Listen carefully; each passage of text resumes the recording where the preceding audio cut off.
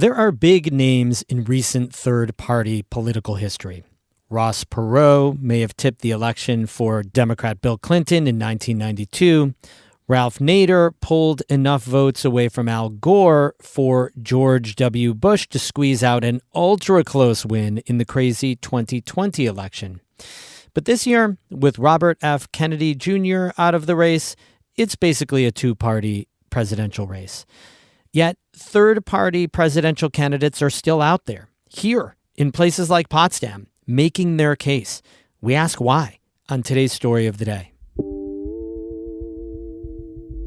Support for Story of the Day comes from Claxton Hepburn Medical Center, dedicated to providing patient care and regional services to the people of St. Lawrence County. ClaxtonHepburn.org. Hey, I'm David Sommerstein. It's Thursday, October 10th. First up, advocates for clean water are celebrating Tuesday's announcement from the White House that will require public drinking water systems to identify and replace lead water pipes within 10 years.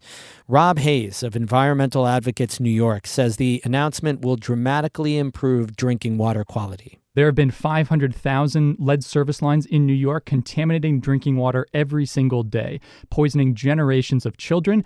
And finally, thanks to the Biden administration, that is about to end in the next 10 years or so. So we are incredibly excited about this new announcement, and there's going to be a lot of work here to do in New York to make this a reality. The Environmental Protection Agency says the lead and copper rule improvements require more rigorous testing of drinking water and a lower threshold for communities to take action on lead in drinking water.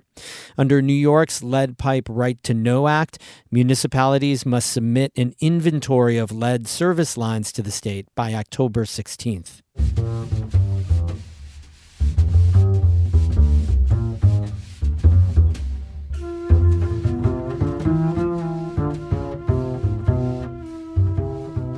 There are just two options for president on the New York state ballot this year: Republican Donald Trump, Democrat Kamala Harris.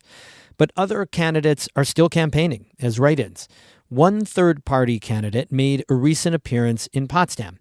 NCPR intern Zach Jaworski was there and found the event mostly wasn't about getting people to the polls. Next up, Claudia de la Cruz.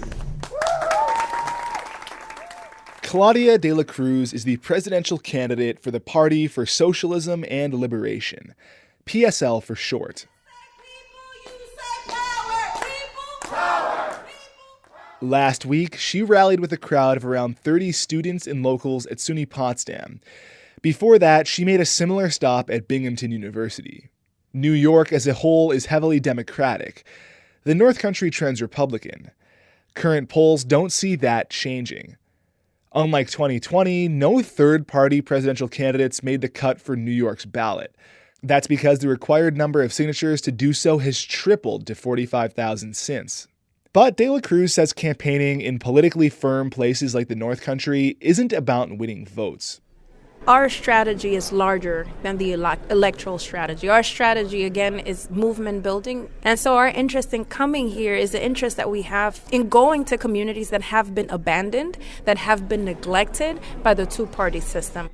McKay Burley, who was born and raised in Messina, is one of those people that feels neglected. We've seen more visible increases of homelessness. A lot of people are struggling paycheck to paycheck. And so having another option that isn't the same old thing that we've been doing for decades now, I think it's time to spruce things up and think a little bit outside the box. Those feelings led Burley to join the Party for Socialism and Liberation. Now, he's an organizer trying to recruit North Country college students to join.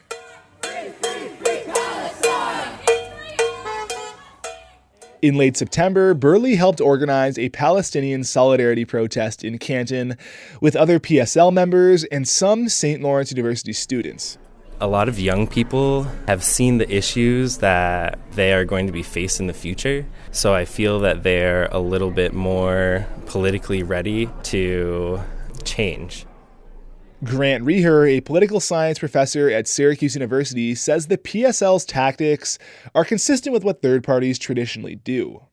They know that they're very unlikely to win. So what they're trying to do is they're just trying to move the political dial a little bit, trying to change the conversation.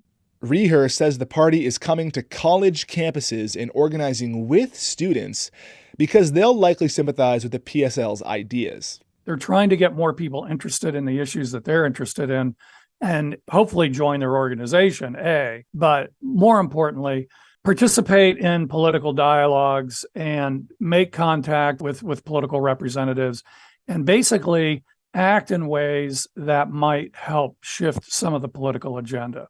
Though she's not on the ballot, De La Cruz can still receive votes in New York as a write-in. The same stands for other alternative candidates like Jill Stein of the Green Party or Libertarian Chase Oliver.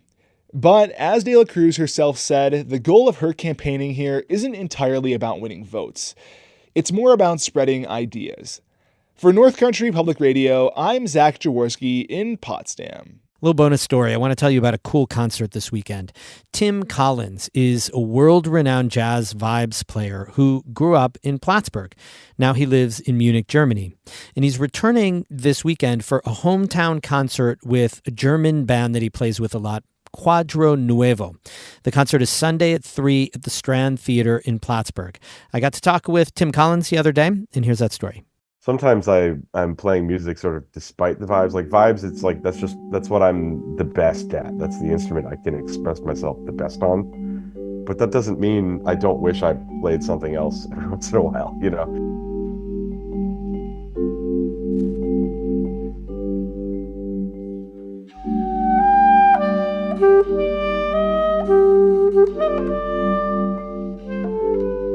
It's an instrument that definitely conjures up imagery.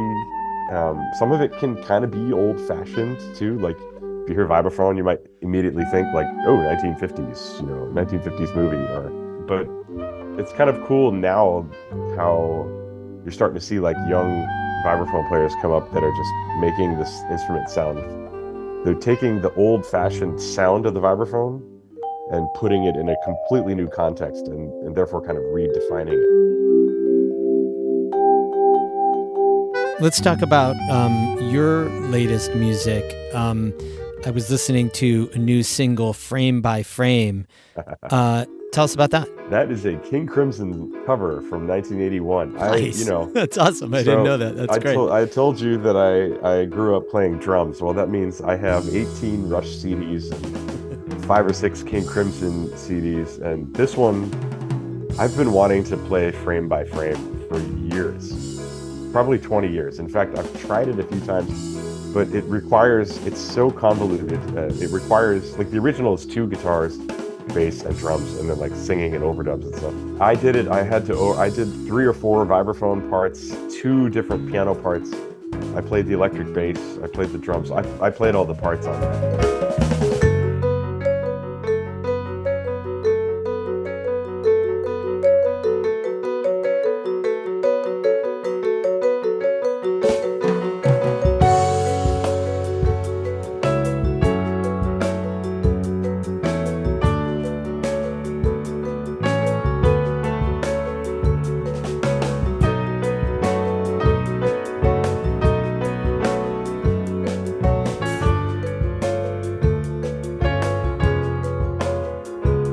Tell us a little bit about the music that you're going to be playing in the North Country with Quadro Nuevo. Quadro Nuevo is a band that has existed since 1996, somewhere around there. So these are musicians that I met since I've been living in Germany, and they've been touring. They've played Montreal Jazz Festival. They've played Mexico Jazz Festival. They've played in Carnegie Hall, and one of their original members about 10 years ago passed away. And since then, they've sort of used rotating casts of people to fill that 4th spot. And so for the last 4 years, they've been having me on vibraphone. And so I've been touring Germany with them, off and on the last 4 years. And when the opportunity came up to play in the North Country, they were super excited, and I was very excited to have the opportunity to bring them here.